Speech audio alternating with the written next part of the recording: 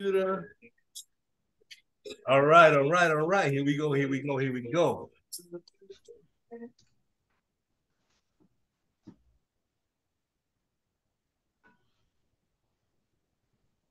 Peace, family, peace, peace, peace, peace. What's going on? What's going on? Welcome to Grunt TV. I'm your host, Malik Shabazz, and just wanted to give a quick intro. We got a special guest today, Brother Karajah. We're talking about a few different things, and I just want to welcome all my viewers and listeners to Grunt TV. We are back online, and we're getting ready to make it do what it do. So anyway, welcome, Brother Karajah. All right, give thanks, give thanks. It's a pleasure to be here. Thanks for the invite. All right, all right. I'm loving your shirt too. Yeah, yeah, Yeah, yeah. yeah, yeah, We're gonna talk yeah. about that. My brother Jamel. So, we hooking that up. So That's what's up. That's what's up. That's what's up. All yeah. right. Well, we're gonna begin by basically, I give me a brief. I want people to put you in context. So if you could briefly talk about your about who you are from the beginning, like were you always a reader, and if not, what got you to reading, and what got you to where you are to now, where you are now today intellectually. Okay, great question. So no, I definitely wouldn't say I was always a reader. My parents were big on education. They really definitely wanted us to be reading. I kind of rejected books up until probably high school. Then a few teachers have put me onto a couple of good books in high school. That was when I first kind of started getting interested. Some of the first books that I read that I was interested in were The Catcher in the Rye, Roots. Roots. I remember one of my English teachers gave the book Roots, and I looked at it. It was like maybe 900 something pages, and a thick book like that. And as I said, like I wasn't really a reader, but I picked up that book Roots, and I couldn't put that thing down. And so that definitely got my passion sparked a bit for reading. But I kind of I wasn't really big in K through 12. I always say I wasn't that big into school like that. So reading was like part of my rejection of school.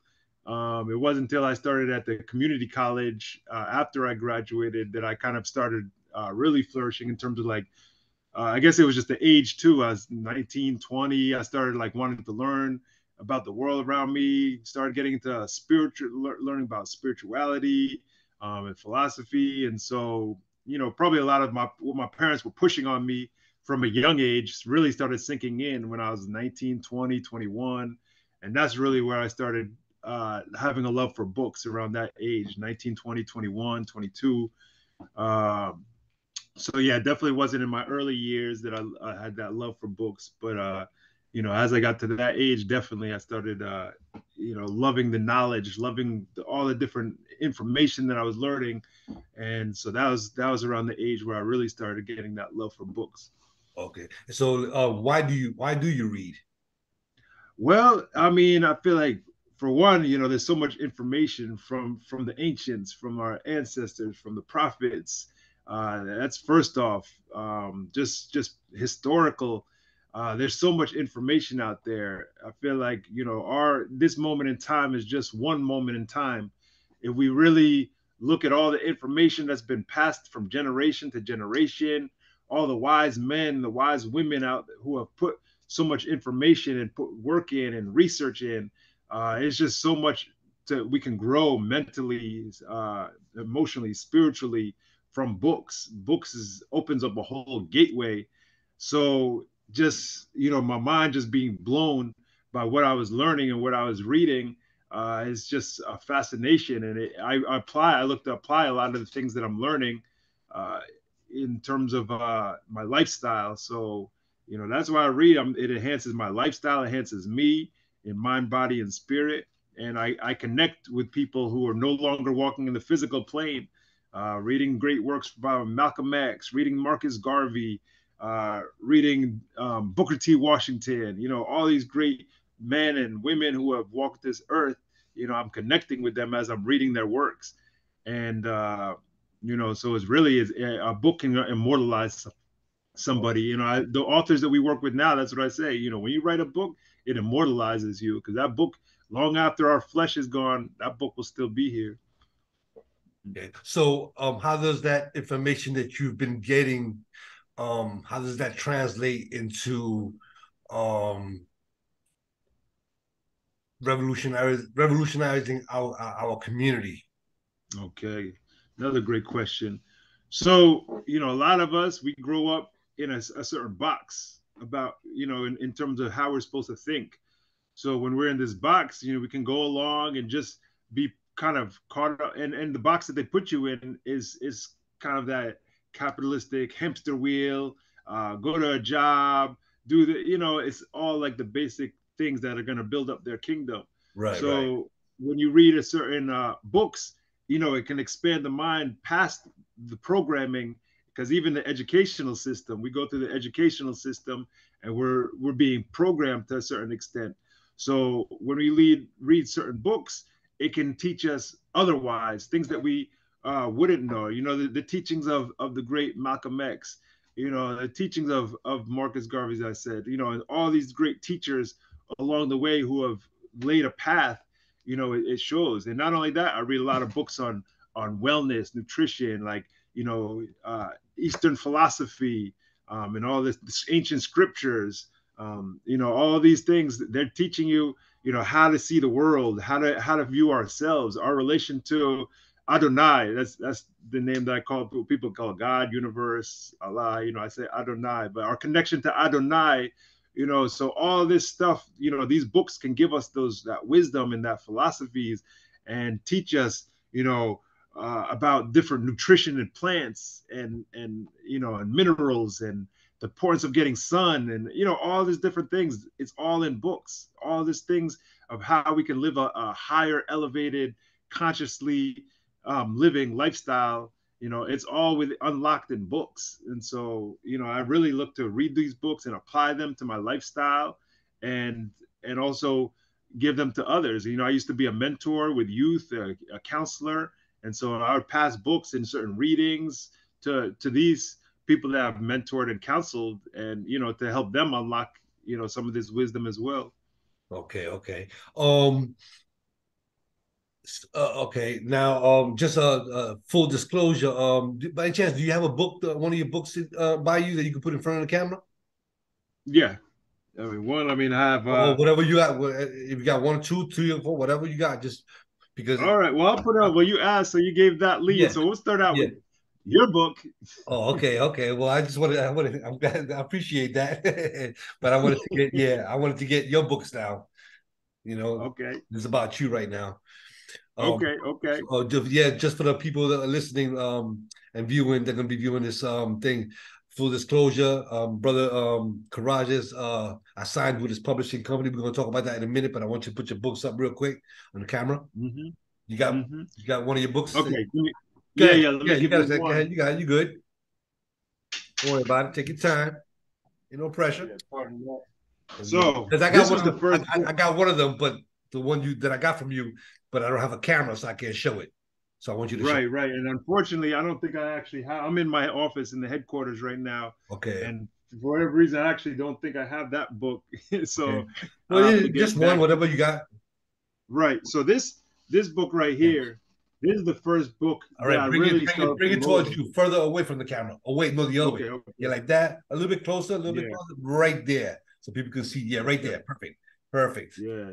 So Official this is called Israelite this is Nation not Edition. just a yeah. So this is not just a regular Bible. This is the official Israelite Nation Bible. So a lot of the Bibles have been Catholicized. You know, and when I say Catholicized, I mean they took out original images and put, you know, we're all familiar with the blonde hair, blue eyed, white Jesus and things Right. like that. They Okay. tell a certain story and storyline. So this one, you know, it was a passion of mine. This is one that really got me started on this publishing. Was a passion. You see, it's a thick book. There's a lot of information in here, and so I wanted to give really a good part of the real history of what Okay. was going on, the true Okay. Israelites, the true chosen nation, you know, and really give a lot of the information including the transatlantic slave trade and how that applies to scripture. Okay. And Okay. so this is one that one of the original books that really got, Blackstone Publishing. I was really didn't even know where it would go. I felt like I was definitely led through Adonai. I was led Okay. to put this out, and I really wasn't expecting that one day I'd be able to quit my job and just do publishing full time. Right. That Right. wasn't even my goal. Right. But you know, just doing. That's why I know the power of following your passions, because you don't know where they're going to lead, and not doing things for money, but doing things for your passion. Right. Because Right. this was definitely a passion of mine. I really just wanted to get the information out. I did want to make some income off of it because Right. I had a Right. family to feed, and I was working a job that I loved at the time, but it was also not paying all my bills. I had a family to feed, mouths to feed, so I was like trying to do something with it to get a little extra income. And so this definitely helped with that. But it was really the passion of it, of putting this out and getting that information. Like we talked about other authors in the past, the ancients, all the people that put works out. We're doing the same. We have a lot of, we're all geniuses in our own way. We Right. all have information about certain things. We all have our certain passions. So when they're put to a book, all those, the things that we're gifted in, the things that we're passionate about, all those get almost put in stone, and they come in the book form. So Okay. so like that's the first. This is the first. I had the first book I ever published was called Genesis, Let There Be Light, and it was more of like a thinner book, a smaller book, and I break down the first two chapters of Genesis in a way that's really not taught. So that was the first book I put out, and then this came after that. And then the book right now that we're promoting is called Ninja Ka. So that's mind, body, spirit, self defense. So that's on a Okay. whole nother train of thought and line of thought. It's not based on like necessarily scripture, although we use certain things in scripture, but it's along a different line. So yeah, so these are all things that that was part of this publishing journey. And like I said, I give this book the credit to actually getting me really to the next level in terms of knowing what publishing could do. Like, it was the first book that actually made me some money. So I was like, oh, there is money in books, because a Right. lot Right. what I did with my first book that I published is the same thing a lot of people do. Because there's people that put books out and do self publishing, independent publishing. But a lot of times those books will just sit there on the shelves, and they don't really market it, they don't promote it. It just, they have it. Right. Right. And I was just talking to a former coworker of mine, and she wrote a book. She put her passion in that book, and it was a great book. She asked me to read it, and I read it, and it was a great book. And I just actually reached out, and this is 5 years later. I asked her, how's everything with the book? She's like, oh, it's just sitting there. Like, you put all that passion into writing this book, and it came out as a great book, and it's just Right. sitting there. So it was this book that I first really started. I'd go on like Facebook groups and all this stuff, and just really promoting it and putting it out there. And I realized, yeah, you could really make money on books. Oh, okay. Okay. So do you would it be fair to say that maybe that's the book that's could be a starting process for decolonizing the mind on the spiritual level? Yeah, for sure. Because the Bible, like, some people go both ways. You got people that love it, some people that hate it, but it's talked about. Right. That's one thing I'll Right. say with the Right. Bible. It gets talked about. Right. And so that's, in terms of revolution, they thought, when something is talked about, that's a form of energy. So if we have this energy, whether you, like I said, if you read it, don't read it, you reject it, whatever it is, a lot of people are rejecting it because of the history of what went through it, and it was used and manipulated by people. And so that's why some people do reject it.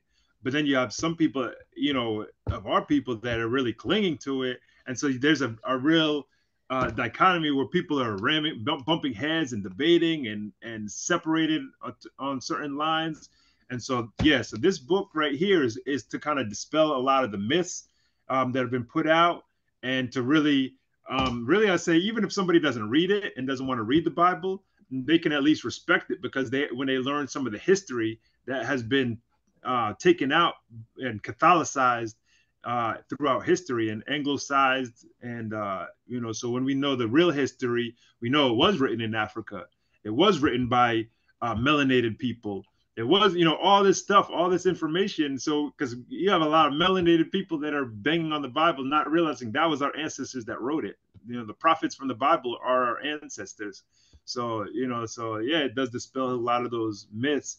And like I said, whether you love it or hate it, respects things, and that's going to actually help unite our community through at least a mutual respect and understanding. Okay, okay. Yeah, we could because we could all those who put in some time to study, we recognize that the Bible was used. The Bible is a double-edged weapon, double-edged sword. Mm-hmm. It could be used to Mm-hmm. liberate. It could be used to enslave. Nat Correct. trying to use it to liberate, and the slave master Mm-hmm. used it to enslave. So now let's what do you think is the biggest challenge to getting people to open up their brains to investigate this side of the this side of the story that's been hitting our story through Mm-hmm. scriptures? What's the biggest challenge you think that Mm-hmm. Black people have?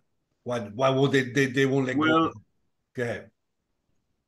right, right. Good question. And I feel like a big part is people leading with their emotions and things that have been taught in misinformation, and rather than doing the actual mental work and finding out, uh, you know, for our people that have gone through the transatlantic slave trade, it is a very emotional subject, and the whole issue of slavery. That was a definitely a very it's still post-traumatic slave syndrome, within our nation, within our people.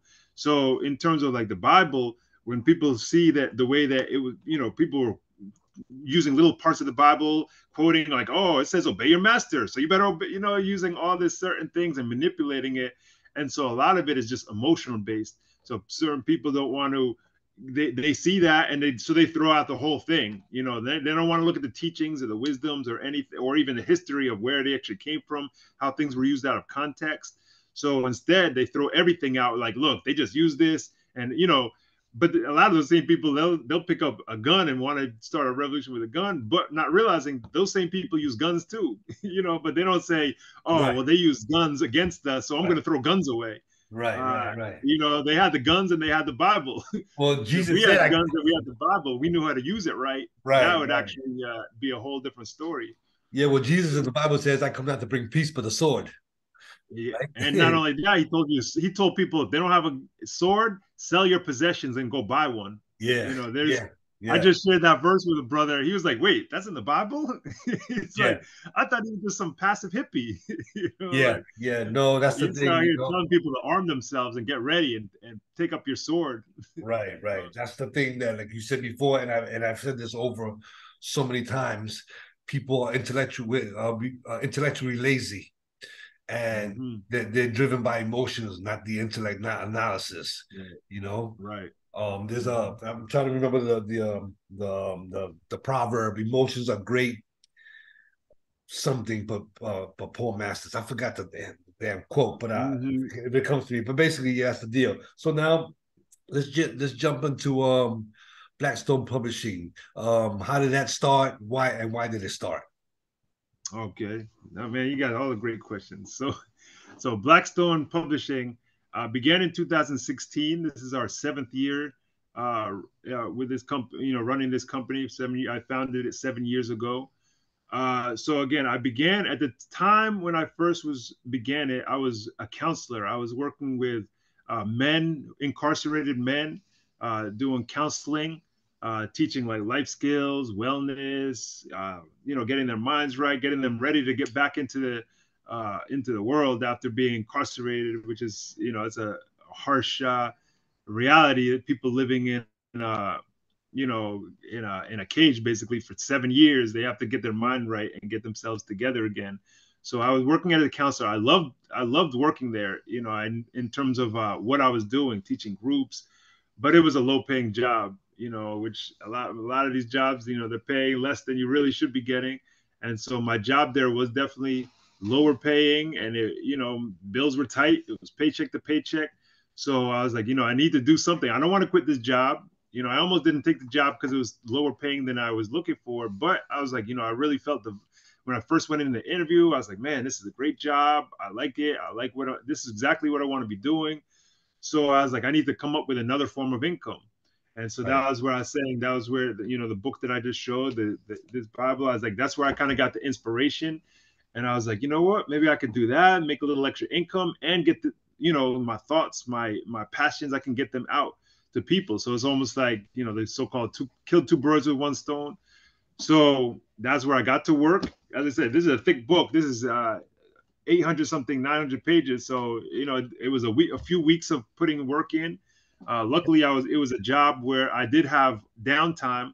So I would teach a group and then I'd go back to my office and I might have an hour or 2 hours before I teach my next group. So I was utilizing that time to put this book first, and later books after that. But I was using that downtime to actually put these books together. And so I did that. And I started I promoted on like Facebook and social media, and I would get maybe $300 the first month, and then 400, and then 500, 800. It was going up, and I was like, man, this is what I needed, a little extra income. So from there, after this was completed, I saw the success, and it was making some extra income, so I could actually stay at the job that I was enjoying doing. Then I got on to some other books. I said, okay, let me put another book out, and then another book, and it was really from there. And then it actually became enjoyable. It became a passion of mine. I enjoyed the whole process of structuring the book, formatting the book, creating covers for the book. Like the whole process, I just enjoyed from start to finish. So you found your leading niche. up to, yeah, exactly. So you never know what it can be. It wasn't like I grew up when I was 10 years old, like I want to be a book publisher. It wasn't anything like that. But I started doing it, enjoying it. And then I'll lead up to, because that was 2016 when I started. 2019, I'll just fast forward real quick. I got a knee injury that kept me out of work. And so at that time, books were starting to do good, almost making as much as I was at my job. And I had to take some leave of absence from my job. And so it was at that time, the only thing, I was on crutches, it was a kind of a really tough time for me at that time. But the only thing that was keeping me going is I could have my laptop and I can put books together. I couldn't do much else. I couldn't get my own food. Maybe that was a blessing in disguise. Yeah. Because that's what it was that injury that caused me to quit my job and do this full time. Right. Well, it's funny because you talked about how people, they're in that box. And I always say, if you raise a baby bird in a cage, he'll come to grow up that flying is illegal. Right.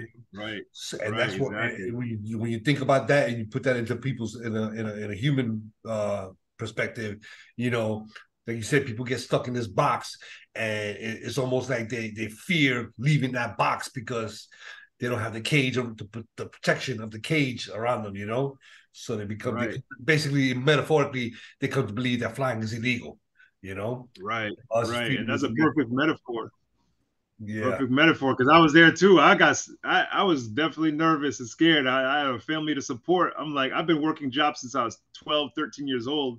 Right. So just quitting my job and just depending on my own business it was definitely nerve-wracking. I was like, I have a house rent to pay, car payments, I have food to put in the fridge, so not going out and getting a paycheck, that was something I hadn't done all my life. Right. It was definitely a scary process. And the system sets people up that way because you know what? I got a similar story. I was at NYU and I was working and studying at NYU, and after I got my degree, I was still there. And it put this way, it's one of those jobs that there's hardly no turnaround. Like people don't quit. I was making with overtime and everything, I was making close to $80,000 a year. Okay. And then one day, I didn't know it then. I know the reason now. One day I decided I was going to quit and move to Miami. And when I made that decision, like my boys and my coworkers, they were like, especially my homeboy, he was like, "You quitting? Why? How could you quit?" He goes, where you going? I said, I'm going to Florida. He goes, you got a job over there? I was like, no. You got a place to go? I was like, no. Dude, you crazy, man. What are you doing? You know?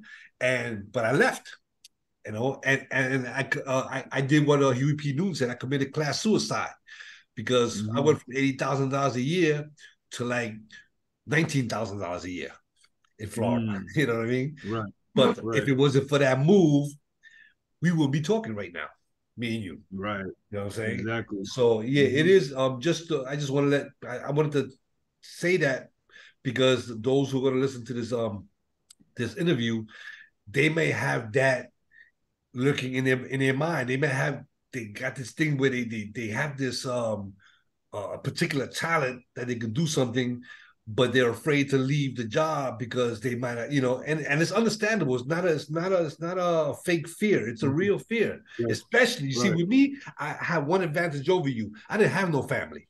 It was just me. And see, I was a rebel for a long time. You know, I was raised in the nation, so I was raised in knowledge. You know, and like you, I rejected it. You know, and I didn't come back to that knowledge. You know, till years later. And so people, I want people to know that there are people like us and them, like them, or rather, there are people like them around that are going through the same process. And if they hear this this interview and they contact us or whatever, contact me or you know, for some information, we can provide them. We can give them inspiration, you know, to say, listen, you don't have to quit. Don't go cold turkey. Don't quit, but manage your time where you could do what you want to do on the side, build that base. And once you see you got that base built, you know what I'm saying, with the help of others, you know, family members, comrades, or whatever, build that base, and then leave your job. You know, leave the plantation. Right. You know what I mean? Right. Exactly. Exactly. Sometimes the people need they need examples. You know, they need an example. You know, so they don't go ahead. And I definitely, you know, as you're saying, the examples, you know, because, you know, you got some people that go to the extreme. They'll be like, you know what, I'm just gonna just do it, and they just jump off the cliff. And like, especially if you have a family of people to support, and then next thing you know, you can't feed your children, and you know, so I do recommend, especially if you do have a family to support, you know, don't just, it doesn't have to be all or nothing, you know. And so, you know, I started taking, you know, I put one book, then two books, then three books, and I started being able to make a little more income, and you know, but I still kept the job, you know, so, you know, sometimes you'll have to, you know, you do want to be patient and keep the job, and you know, but you always have to have your eyes on the prize and not get comfortable. Know what your goal is. Know that, okay, my goal is not to just keep moving up in this company. My goal is to do my passion, whatever that may be. But I have to work towards that, you know. So, you know, I don't recommend people like you said, if it's a little different, if it's just you or just me, you know, something like that, then you have a little more leeway. And, you know, as grown men, we could be like, okay, even if I'm struggling, I have to couch hop, you know, do certain things. Right. When we have children involved or wives or whatever it may be, you know, then we do have certain responsibilities. And we do got to say, okay, you know, I do have to take care of this. So I'm not going to just take a leap and jump off the cliff and hope that my passion just makes it happen. Like, no, you know, there's steps in the process. Right. And so, you know, I got, like I said, I started this company in 2016. So it was by 2019, 3 years later, that I was making the money where I was able to quit the job and do this full time. But, you know, it wasn't like 2016. I was just like, I love doing this. So, you know, screw the job. I'm just going to do this. And meanwhile, my family's struggling. Right. Well, you know what they say, man. If you do what you love, you'll never work a day in your life. Exactly. You know, that's for sure. And that's real. And too many people out here are doing things that they don't love.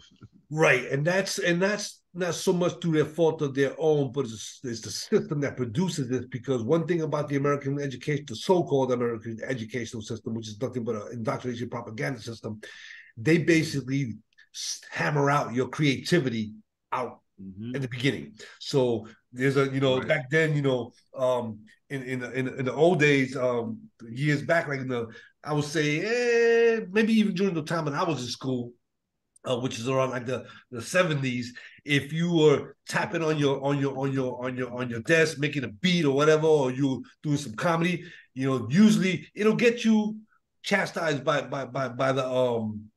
the teacher, but today they'll lock your ass up. You know what I mean? And stuff like that. Right. So this is a way, basically, either way, basically the purpose is to hammer out that creativity and indoctrinate you to sit in a classroom in your chair, quiet, listen to what the teacher is telling you, and then memorize that and just repeat it back on the test. You know, Yeah, for which sure, is for which sure. is I still remember a specific time when I remember in elementary school, I did something real creative, and the teacher's like, "No, this is not what we're doing. We're doing this." And I remember right. thinking must have been like fourth grade or third grade, like, man, this is stomping my creativity. Like I still remember that day, like as a child, remember thinking that this school is like stomping out my creativity. Yeah, well, that's what they do. That's what they do. And then the thing about it is that you see one thing about the human mind is that once we get locked into a particular program, it's really sometimes it's really difficult to get out of it. And when you are going to school from K to 12th grade, and let's just say you one of those few that go into university, um, to try to undo, you know, damn near 17, 18 years of indoctrination, is difficult. So, and then because they're not conscious of this and they get locked into a job, and then they get locked into a job that they really don't like, but it makes a little bit of money, they can survive, or they can, they can bear it. And all of a sudden they turn around and start having children. And now it's even harder for them to break away from that job because now you got a family. Like you said, you got a family to feed. So and then you have to undo, then you have to go through this like a cleansing process, because one thing up, the system basically, once they know that once you have children, you're trapped. Most people are just going to be trapped for the rest of their lives. And Right. and and it actually work both ways too, because even if you one of those individuals, you may get trapped in what they call the ghetto. They get trapped in the hood and nowhere to go, and then you're miserable, so you turn to drugs, alcohol, whatever, to soothe that pain. But you know what? One thing that I found out, that even people that make money, because I was staying at my boy's house up in Cape Coral, and these homes are like 2-car garages, manicured lawns, and everything.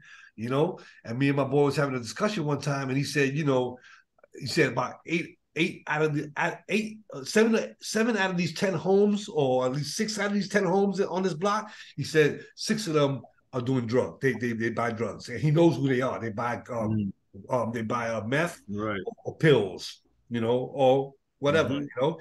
And I said to myself, why is that?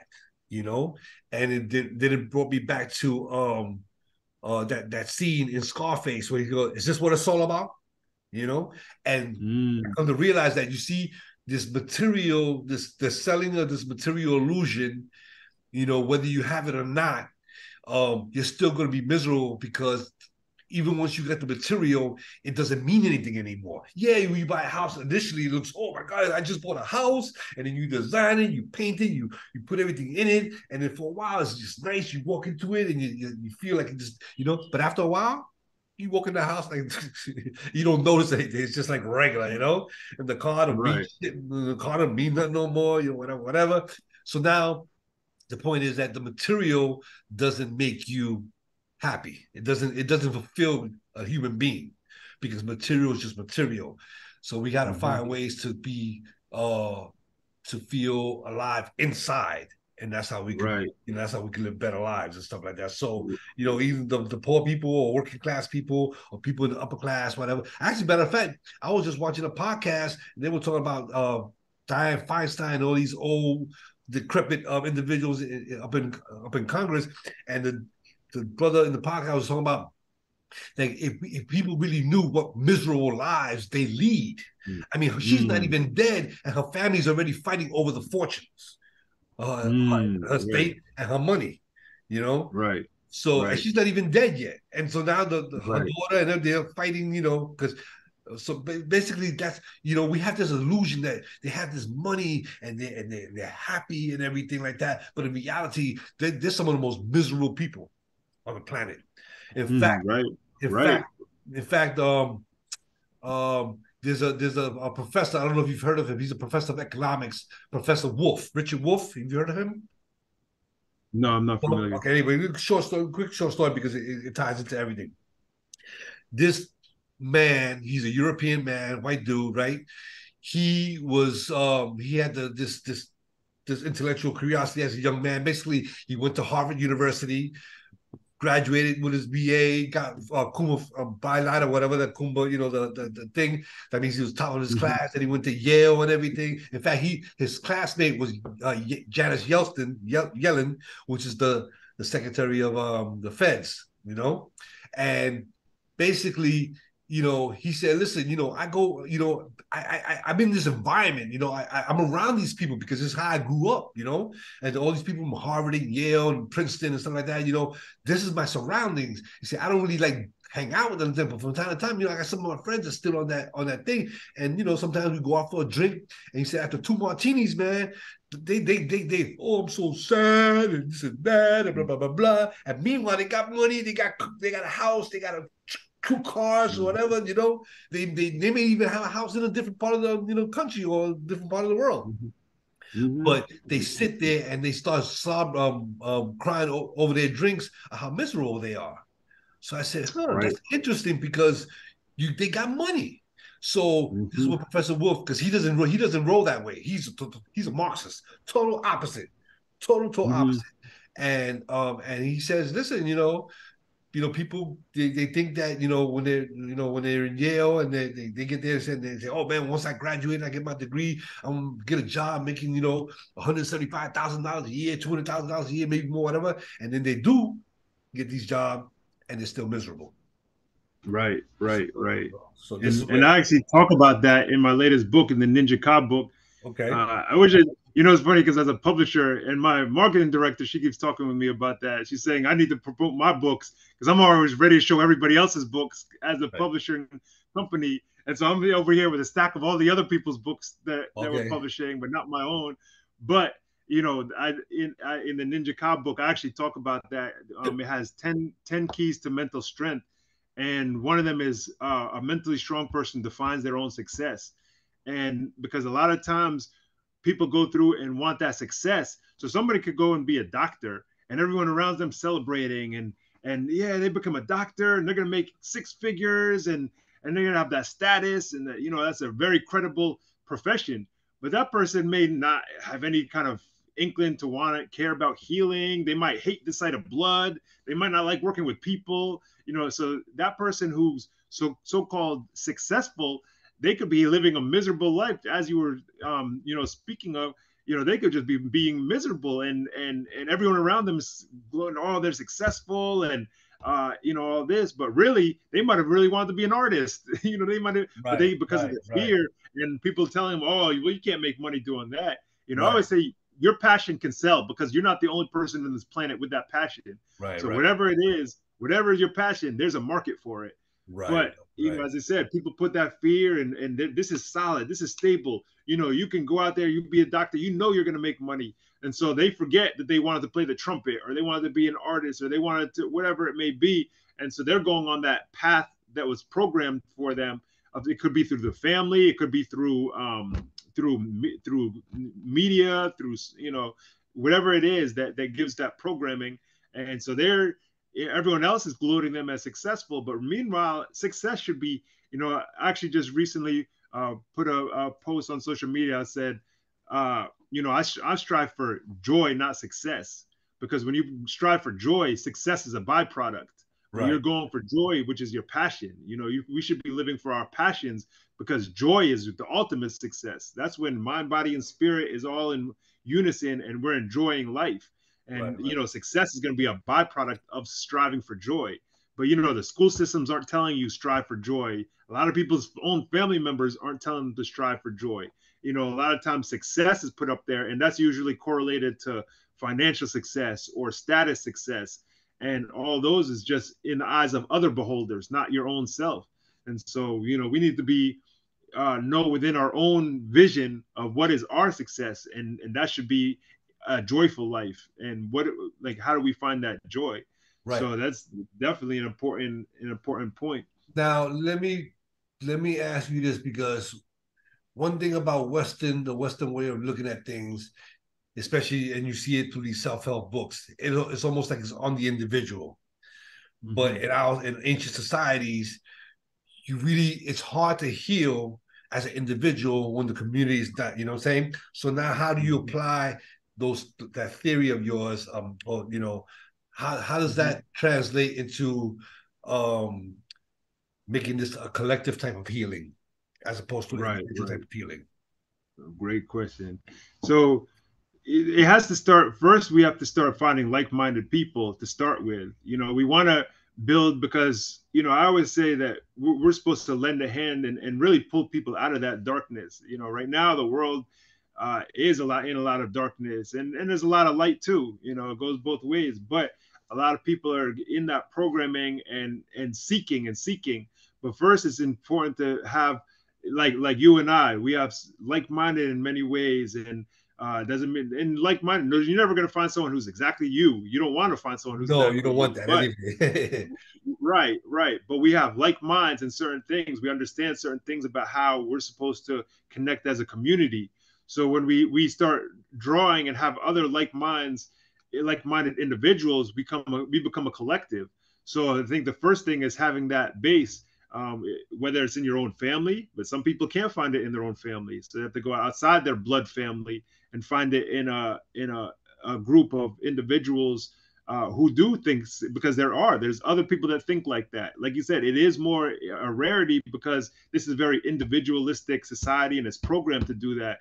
And so it might not be the easiest thing, or they're not all over and there are cultures where it's a lot easier.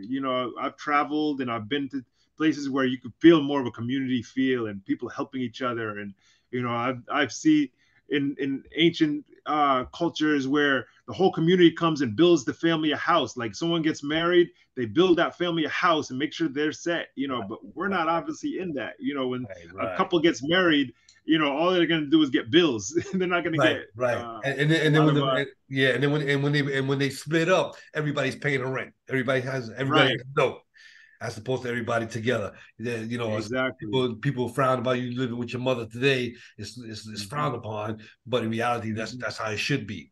Like my mother, Right. me to the point. When I was the last one out of my siblings and my parents to move to Florida, you know, and so it was good that we were all in one area, but then everybody started leaving. Now my sister's in Orlando, I got a sister in Naples, and my other sister's in Atlanta, you know. And to me, I didn't like that, because I think that we should always be first of all, I think we should be either in the same house or on the same block, Hmm. in the same Hmm. block or block away or whatever. Hmm. But anyway, we're gonna be winding down because we're running out of time. But let me see here. Let me see here. Um, what else? Okay, so also okay, so um, briefly mentioned. Talk about your publishing company and how people get in touch with you, and yeah. Okay. All right. So, as I mentioned, Blackstone Publishing, it began in 2016 with one book, and one book became two, two became three, four. It continued to grow to the point, as I mentioned, 2019. I quit my day job and was publishing full time. Uh, you know, got to the point, and now 2023, we actually have a team working. So I've just brought in a marketing director, Leticia Tomlinson. So she's helping with the marketing promotion. Great, because one thing you're saying earlier about, we can't do things individually, and so a lot of times we have to start that way, especially in business. But it shouldn't be the goal. The goal should be to work together. And so that's why I was like, I want to put a solid team together. So, like I said, we brought a marketing director. Now we have an editor. The editor, she's making sure that books are on point, everything is straight, no errors, no things like that, doing what the editor is supposed to do. And so now we've brought in her on the team, and we have other people that are working with us. You could find out more. It's their website for Blackstone Publishing is www.bspbooks.com. So bspbooks.com, and that'll show upcoming books, books that we new released books, and then we have the whole book list on there. People could go. We have a whole online bookstore, so people can go on. We have so many, a wide variety of books. And all that is all that's on that website with information. All on the website, all on bspbooks.com. Okay. So yeah, so they can see all the different like I said, spiritual books, self-help books, classic literature. It's all on this site. Our focus is books that give wisdom, inspiration, and information. So because that's really our niche. I'm not saying we only have those. We might have some fiction books or other books, but our niche is books that provide wisdom, inspiration, and information. And so, like I said, it's a wide range. Everything from scriptural books to Eastern wisdom books to ancient classic self-help to newer modern self-help to all a wide range. So that's that. We also, if anyone wants to reach out, our email address is bspbooks1@gmail.com. So that's the email. You can also reach us through the website. Just comment to it. But yeah, so that's our links. We're on Instagram, bspbooks1 on Instagram. You can always find me. I'm on Facebook as well, Karajah Yashar. I believe my name's on this here, so you can see it right down. Yes, sir. Right there. Right yeah. So yeah, I am on Facebook. So if anyone wants to friend me, and we could talk more about it. Right now it is growing. I'm having more and more people reaching out. There's a lot of people have books inside of them and will have a story they want to tell. And so we're getting more and more people now that we're getting more publicity and more notarized. I recently saw there was a big concert that's happening in Orlando. Our headquarters is in Orlando, downtown Orlando, beautiful Orlando, Florida. So there's a big concert coming up, a big reggae concert. And I looked at the flyer, and Blackstone Publishing's on the back of the flyer. I was like, I don't even know how it got. Yeah, I still don't even know how it got there. But we're getting notoriety around in the community, and people are starting to know about Blackstone Publishing, and which is a beautiful thing. This is something to share with people. We are team oriented. It's not just about me. It's not about any one person. This is about a team.